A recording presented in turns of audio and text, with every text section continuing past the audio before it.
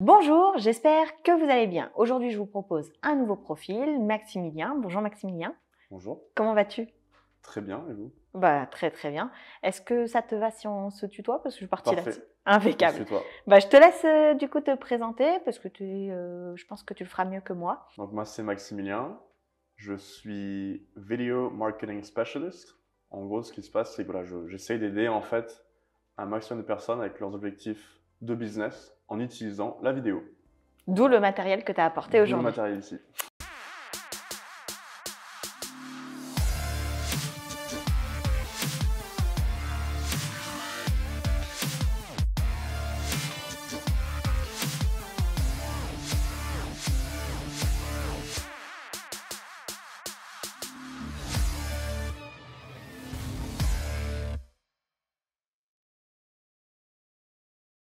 Alors du coup, je veux bien que tu nous détailles, parce que c'est ce qu'on disait un petit peu avant de tourner la vidéo, l'étendue de ton métier, quel type de service tu peux proposer, l'étendue de tes talents. Voilà, je te laisse nous en dire un petit peu plus. Aujourd'hui la vidéo c'est très très vaste. On a beaucoup de possibilités. C'est pas que le social media, c'est pas que le TikTok, l'Instagram. Ça vient aussi envers des vidéos plus courtes, plus longues, différents formats, différentes intentions en fait derrière. Et c'est un outil clé pour pouvoir réussir son parcours de business. Mhm.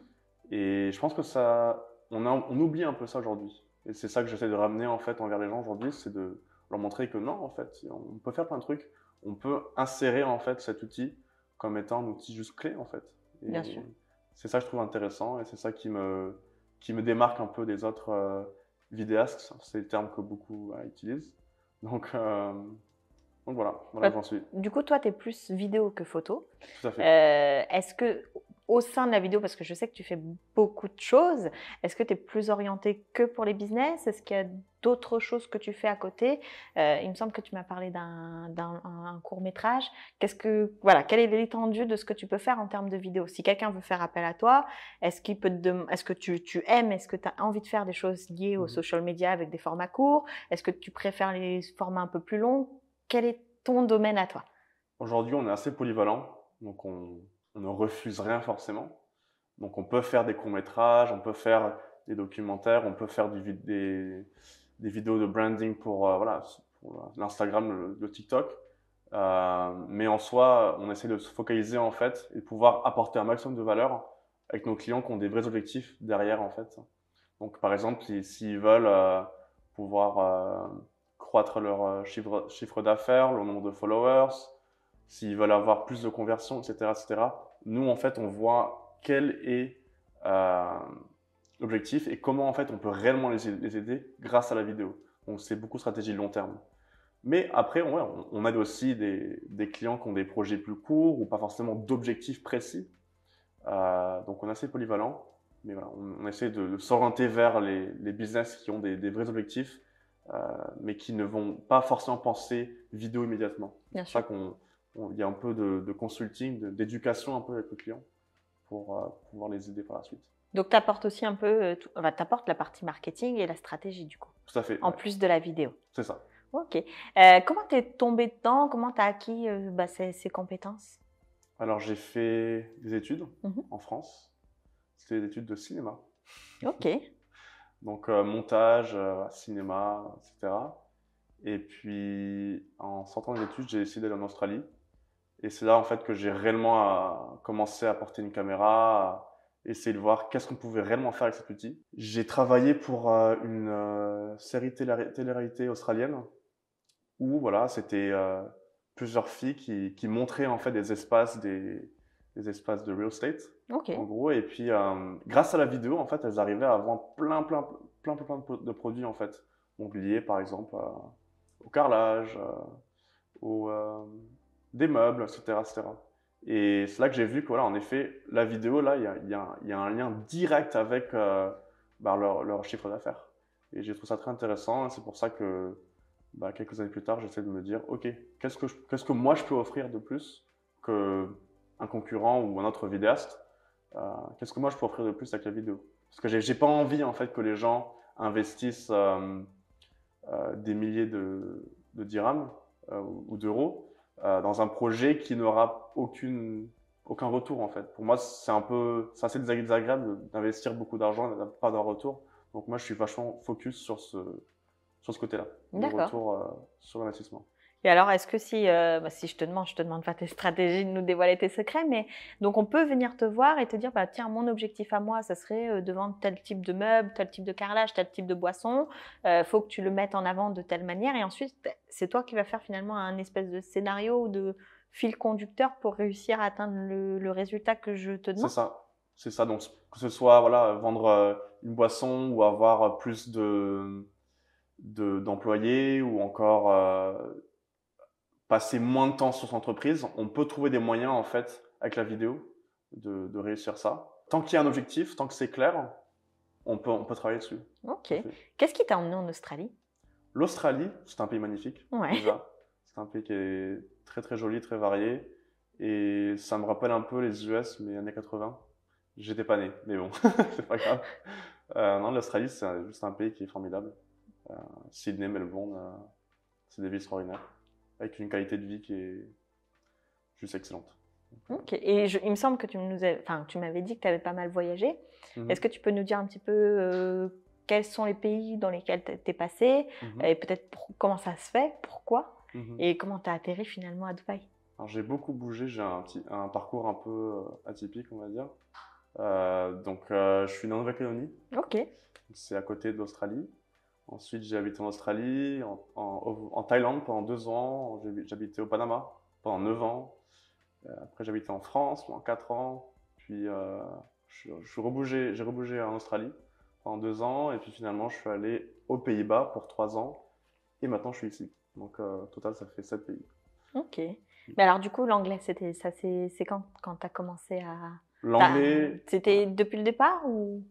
L'anglais, c'est venu avec l'Australie, donc Ok. quand j'étais enfant, et puis bah, c'est aussi la langue, très, très parlée aussi en Thaïlande, et puis, mais c'est surtout au Panama en fait où j'ai grandi réellement, où là j'ai intégré une école américaine, donc forcément, il a fallu booster son niveau d'anglais, et donc c'est devenu un peu ma langue par défaut, on va dire. Ouais, bah ouais, avec le français Ouais. que t'as gardé aussi. Ok, ça marche. Et alors sur Dubaï, qu'est-ce qui t'a... Parce que du coup, tu aurais pu choisir un autre pays, tu Mhm. aurais pu choisir l'Australie, ça t'a plu. Tu aurais pu choisir de rester au Panama, tu avais passé du temps là-bas. Qu'est-ce qui t'a fait choisir Dubaï, entre guillemets? Dubaï, c'est une destination qui est hyper intéressante, parce que c'est un premier pas envers le Moyen-Orient. Et pour moi, en fait, aujourd'hui, je vois beaucoup, beaucoup d'opportunités entre, voilà, que ce soit le Qatar, que ce soit Dubaï, que ce soit Riyad, en Saoudi. Je pense qu'il y a un fort potentiel dans les 10, 15, 20 ans à venir. Et donc, je me disais, voilà, c'est un bon premier pied à terre pour voir un peu comment la vie est ici. Et j'espère pouvoir y faire mon trou, d'ailleurs.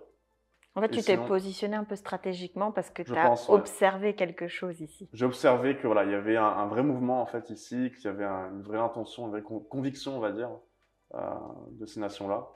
J'ai trouvé ça très intéressant. Et puis après, bah, c'est le côté lifestyle aussi. De ce que je vois aujourd'hui à Dubaï, ben voilà, si tu veux un lifestyle un peu à la new-yorkaise, tu peux aller à downtown. Si tu veux avoir un lifestyle un peu comme à LA, bah, tu vas vers Kite Beach. Tu veux aller, ouais, par exemple, Marina, c'est un peu plus, je sais pas, un peu ville asiatique, high-tech, je sais pas, peut-être Hong Kong, voilà. Gibert, bah, c'est très touristique. Donc, après, si tu veux une vie un peu plus reculée, un peu plus tranquille, bah, il y a le désert. Enfin, le lifestyle Dubaï, en fait, c'est quoi? Bah, c'est un peu ce que tu veux au final. Et j'ai trouvé Hmm. ça intéressant. Il y a un petit peu de tout pour tout le monde, quoi. Ouais, je pense, ouais. Mm. Ok. Et comment tu t'es rendu compte qu'il y avait une opportunité à venir ici? C'est-à-dire que, est-ce que c'est parce que tu en avais entendu parler avant? C'était venu ici, tu t'as fait ta propre expérience? Est-ce que parce que tu connais d'autres personnes qui travaillent là? Comment t'as senti le truc? J'ai commencé à avoir pas mal d'images en fait sur les réseaux, sur Internet, pas mal d'articles. Et je me suis dit pourquoi pas essayer d'aller voir si ça pourrait être compatible en fait avec moi en tant que personne et en tant qu'entrepreneur aussi, pour voir si réellement il y aurait une opportunité. Et donc j'ai fait plusieurs voyages avant de prendre la décision. Donc voilà, je suis là maintenant. Ouais. Et à ce jour, alors, le petit verdict, c'est-à-dire Mhm. sur peut-être quelques mois, qu'est-ce que tu en Mhm. penses vraiment? Je pense que Dubaï, c'est super intéressant, mais c'est pas pour tout le monde. Il y a beaucoup d'avantages, mais il y a aussi pas mal d'inconvénients en fonction de ce qu'on aime et ce qu'on n'aime pas au final. Donc voilà, est-ce que les forêts vastes, naturelles, c'est quelque chose que tu as besoin absolument? Voilà, c'est peut-être un peu compliqué de venir ici. Mais après, une fois qu'on met tous à côté, je pense que voilà, si l'objectif c'est de pouvoir progresser en tant que personne, de se bouger un peu pour réussir des choses, je pense il y a moyen de faire quelque chose d'assez extraordinaire ici. Ouais. Et donc, mais je pense qu'il ne faut pas venir ici sans objectif. Je pense qu'après, si c'est ça, ben, tu vas te faire manger par d'autres personnes en fait qui, eux, ont réellement envie de progresser et de tenter des trucs.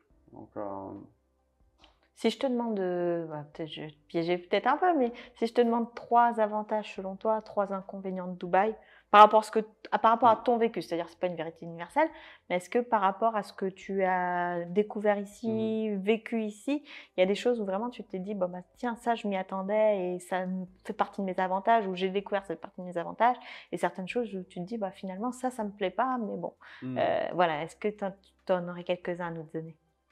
3 avantages, je pense que voilà, aujourd'hui, si tu veux lancer un projet, c'est un endroit en fait qui aime ça. Donc, les gens sont souvent partants pour discuter de projets, pour initier des nouvelles choses, des mouvements, des projets, quoi.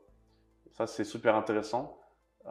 Et contrairement à ce que j'ai pu vivre auparavant dans d'autres pays, où ouais, on dit qu'on va faire des projets, mais on repousse dans 6 mois, dans un an, dans 2 ans, quand je serai prêt, voilà.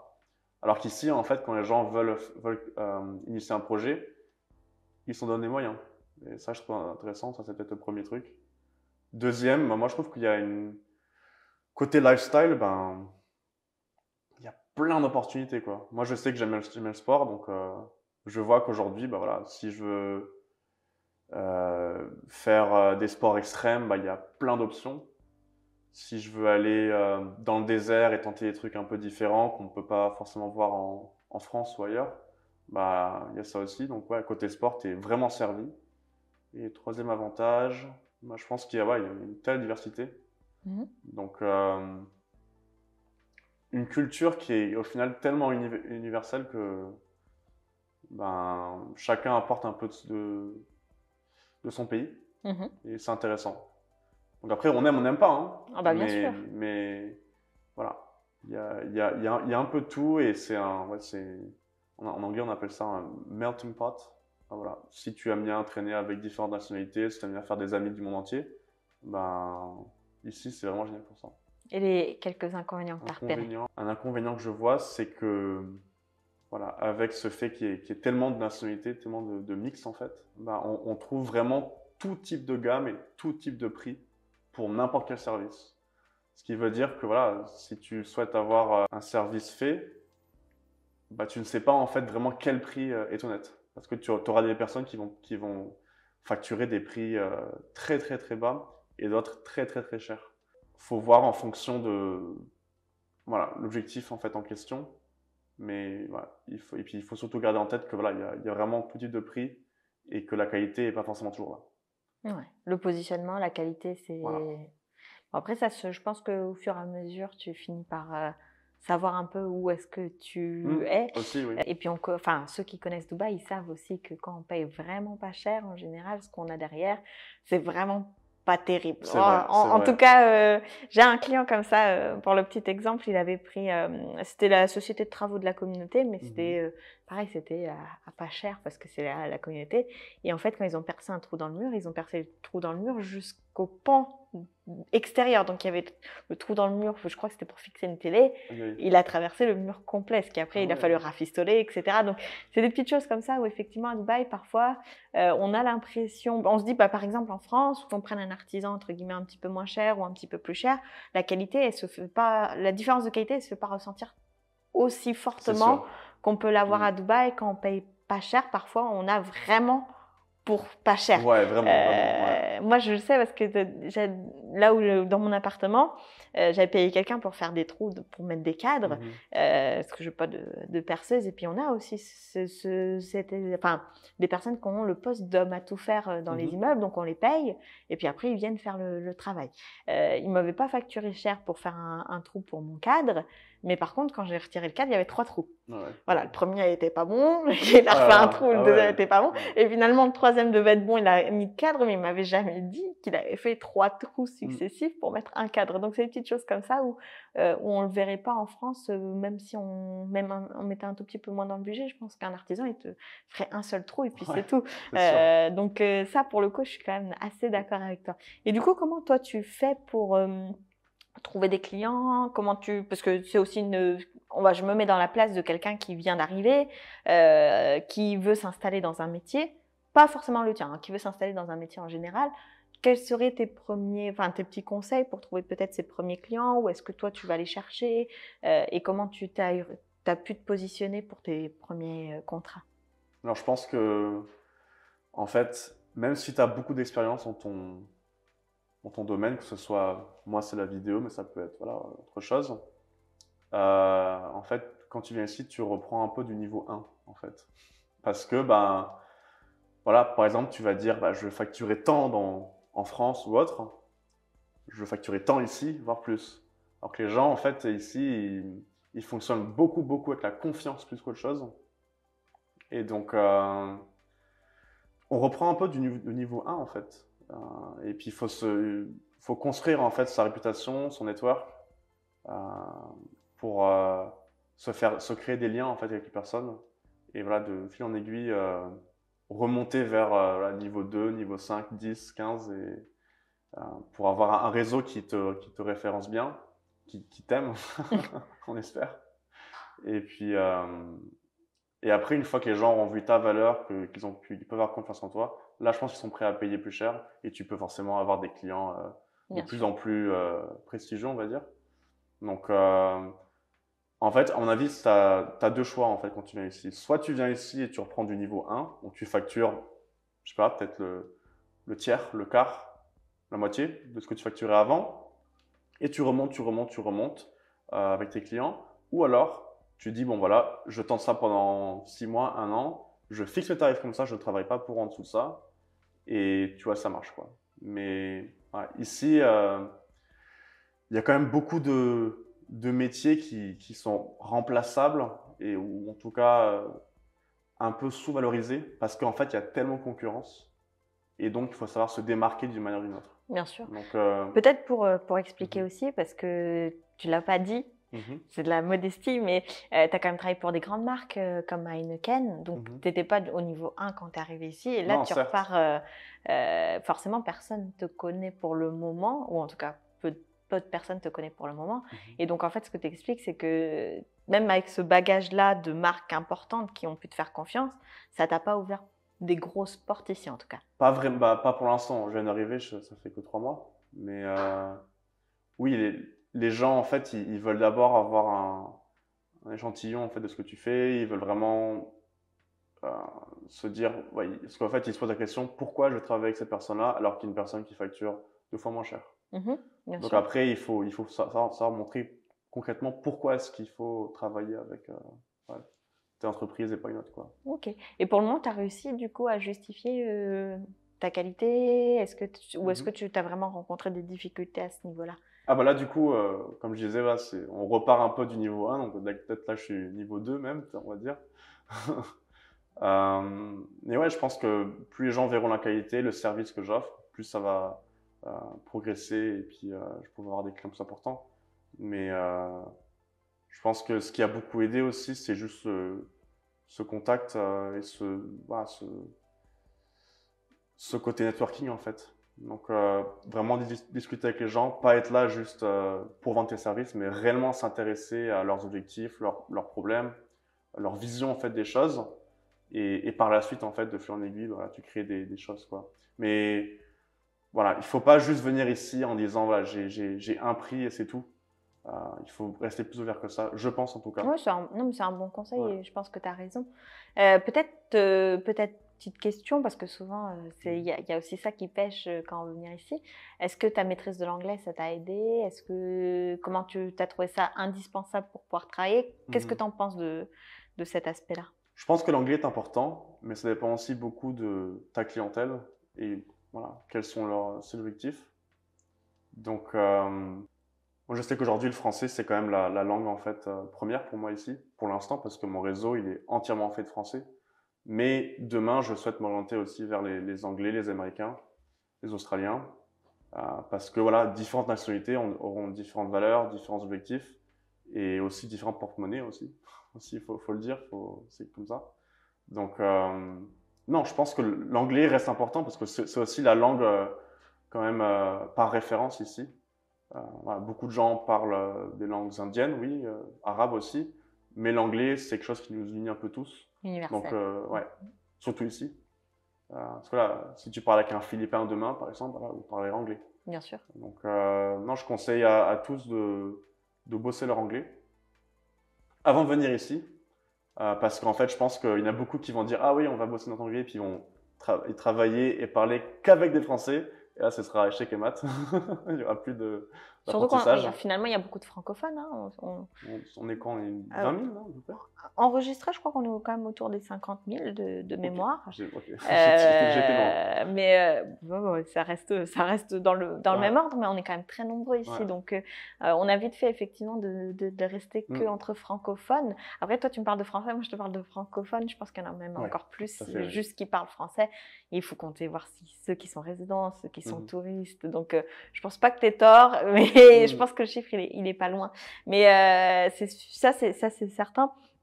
Peut-être petite question, parce que tu as fait quand même beaucoup de pays. Mhm. Qu'est-ce que tu dirais de Dubaï, niveau coût de la vie,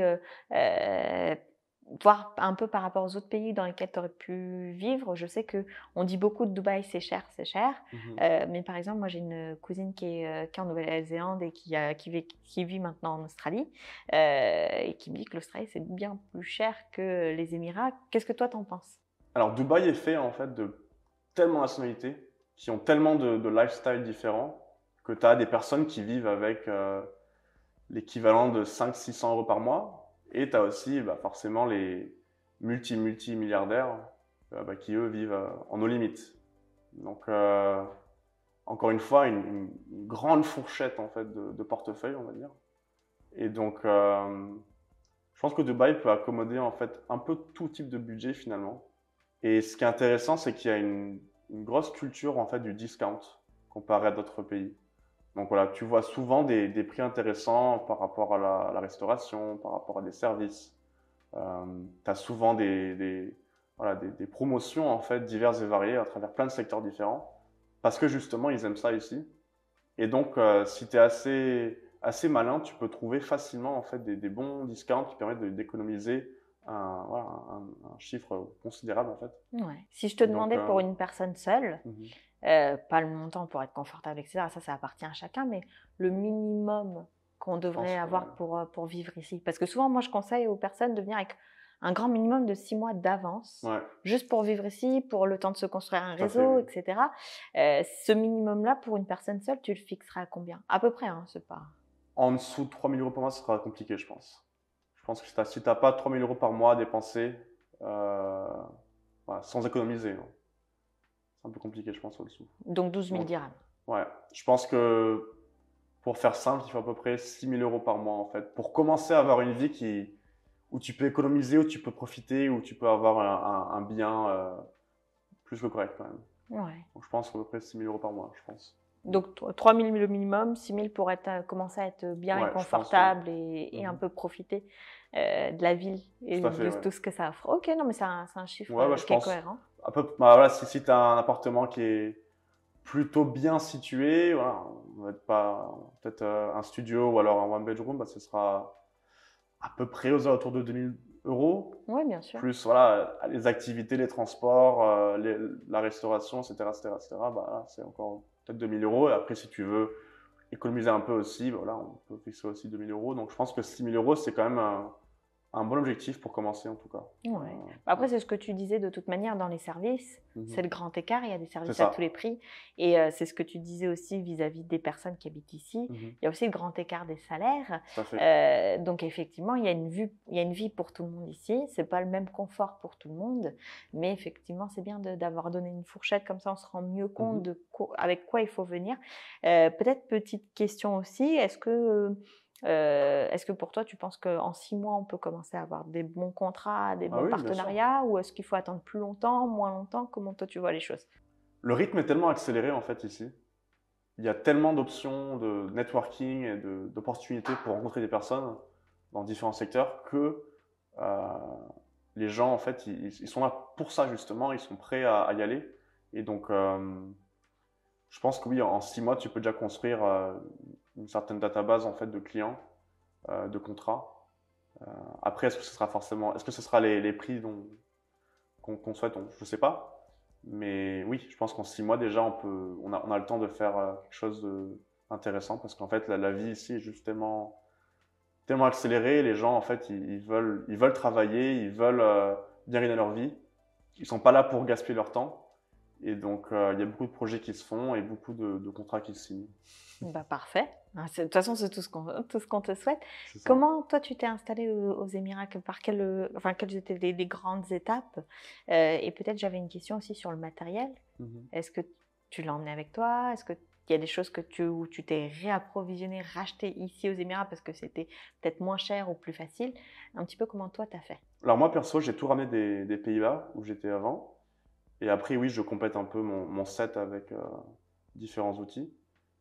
Mais en soi, j'avais pas forcément beaucoup de matériel non plus. Donc, il n'y a pas eu de problème là-dessus. Donc, Ok, ouais. t'as pas eu même d'inquiétude, parce que moi, j'ai des clients quand Mm. même qui ont des inquiétudes sur le fait de transporter. Est-ce que toi, il y a certains éléments que tu t'étais fait envoyer, ou est-ce que tu as tout pris avec toi dans ton bagage? J'ai tout pris en bagage, ouais. Ouais. Enfin, tout ce qui était de cher et de fragile, j'ai tout pris à la main, quoi. Je sais que j'ai une caméra, en fait, qui est assez grosse comme ça, euh, elle a 9 objectifs. C'est une caméra 3D, en fait. Et c'est assez intimidant dans l'aéroport. Et même ça, en fait, ils ont rien dit. Donc, je pense que voilà. T'étais venu avec un ticket aller simple ou Elle est simple, ouais. Ouais, aller simple, ok. Ouais, Donc, société enregistrement administratif depuis l'étranger. c'est ça. Ton visa, on l'avait fait avant ou après? Le visa, c'était avant, ouais. Ouais, et Et donc, j'ai eu l'ID quelques semaines après. ouais, donc, toi, tout ce qui était société, enregistrement administratif, visa résident, tu l'as fait depuis l'étranger. Tu es venu sur place avec ta valise aller simple. Et puis après, on a enchaîné visite médicale, prise d'empreinte, Emirates ID ici, mais tu avais déjà pris tout ton matériel dans Ah oui, le bagage. bien Parce que sûr. c'était aussi une question qui me vient souvent, c'est parfois il y en a qui s'inquiètent de venir avec le papier de visa qu'on leur a donné, Mhm. avec juste un aller simple. Ah oui, Parce qu'il y a effectivement, il y a certains pays où quand on arrive, un aller simple, il faut quand même montrer un certain nombre Mhm. de choses, où ils vont exiger un retour. Toi, tu n'as pas eu de question particulière sur l'aller simple? Non. Ouais. Non. Bon, bah parfait. Alors, au début, tu nous parlais du fait que les clients, ils venaient vers toi, ils t'expliquaient un peu leurs objectifs, pour qu'ensuite tu puisses leur donner une ligne de direction, une stratégie, que tu puisses réaliser la vidéo comme eux, ils l'entendent. Mhm. Maintenant, je te retourne la question. Quand tu viens aux Émirats, quels sont tes objectifs à toi? Quel type de service tu comptes proposer? Alors aujourd'hui, en fait, j'ai envie d'apporter le plus de valeur possible envers mes clients. Et je pense que le meilleur moyen d'accomplir ça, en fait, c'est d'avoir une formule illimitée en fait, de mes services. Donc, ce que j'offre en fait aujourd'hui, c'est justement cette formule illimitée où voilà, on se cale entre 3 et 5 jours par mois pour créer le plus de vidéos possible, ou en tout cas de captations possibles. Et par la suite, en fait, on a un nombre quasi limité en fait, de projets qu'on peut aboutir ensemble dans le mois pour faire du A/B testing, pour voir qu'est-ce qui marchera, qu'est-ce qui marchera un peu moins bien et puis voilà, franchir, enfin, avoir des piliers en fait assez clairs envers l'objectif. Donc, je pense qu'il faut à peu près entre 3 mois et 6 mois. Faut se projeter un peu quand même. Euh, mais je pense que c'est ça qui va aider le plus de personnes possible. Donc voilà, cette offre illimitée est super intéressante. Puis aussi le côté juste stratégie au final. Donc, tant que vous savez clairement quel est votre objectif, que ce soit voilà, plus de CA, plus de followers, plus de awareness, plus voilà, moins de temps en entreprise, ouvrir une autre filière, etc. Des vidéos internes, externes. Tant que vous avez un objectif clair, on peut vous aider là-dessus en utilisant la vidéo. Bien sûr. Et tu n'as pas de domaine de... Enfin, ça peut être un chef d'entreprise, ça peut être une petite, grande entreprise. Ça peut être également des sportifs qui sont sur les réseaux sociaux, Tout à fait. des salons. Enfin, je veux dire, tu es capable de faire un petit peu tous les domaines sur cet aspect-là. Alors oui, on aide un peu tout le monde au final, en tout cas pour l'instant. Donc que ce soit un coach sportif, une entreprise internationale, voilà, un formateur, etc., etc. Et ce qu'on fait, c'est que, voilà, en fonction de l'objectif et du budget, on crée une stratégie adaptée. Donc, venez vers nous, en fait. Tant que vous avez une vision claire de là où vous voulez être dans les prochains 3 mois, 6 mois, 9 mois, on peut vous aider. Ok. Alors peut-être, petite question, comment on fait pour venir vers toi? Alors, vous pouvez aller sur le site. L'entreprise s'appelle Vast Array Films, donc c'est VAST-A2RAY Film avec un S à la fin, .com. Bah, de toute façon, je mettrai ton lien en description. Donc, si on veut te contacter, on passe par ton site. Est-ce que tu as des réseaux sociaux sur lesquels on peut voir peut-être, ou même pas des réseaux sociaux, ou est-ce que sur ton site, on peut voir des exemples de réalisations que tu aurais pu faire? Bien sûr, oui. Vous allez sur le site, vous verrez nos créations avec Heineken, avec d'autres compagnies aussi, donc bien sûr. Et puis sur les réseaux, sur Instagram, vous pouvez taper MOUQUETM et voilà, j'apparaîtrai. Bah, parfait. Bah, de toute façon, je mettrai tout en description. J'imagine que si des personnes ont des questions, elles peuvent te les poser directement. Bien Ce sûr. sera peut-être le plus simple. Est-ce que le fait de te demander un devis est gratuit? Oui, bien sûr. On fait une session de consulting parce que nous, en fait, on veut d'abord voir si réellement on peut vous aider. On n'a pas envie de juste de vous facturer une vidéo en fait qui va servir à rien. Donc, on fait une petite séance de consulting pour voir comment vous aider. Et après, on enchaîne sur le projet. Bah, c'est parfait, impeccable. Qu'est-ce que je peux te souhaiter pour la suite? Du succès. Du succès, bah, c'est tout ce que je te souhaite. Je mets tous tes liens en description. Du bonheur aussi. Ah bah, j'espère. En premier, du bonheur puis du succès. Et du succès, voilà, parfait. Non, mais avec plaisir. Et de toute façon, ce qu'on fera, c'est que si peut-être dans les prochains mois, tu veux repasser, réexpliquer un petit peu comment ça a évolué, comment est-ce que ta vision des Émirats est toujours la même. Franchement, tu es le bienvenu sur la chaîne. Parfait. Mais en tout cas, je mets tout en description. Si quelqu'un veut te joindre, qu'il n'hésite pas. C'était très accessible. Et puis, en tout cas, je te remercie d'avoir peut-être prêté au jeu, d'être maintenant devant la caméra plutôt que derrière. Et puis, je pense qu'on se dit à bientôt pour une nouvelle vidéo. À très bientôt. À bientôt, au revoir.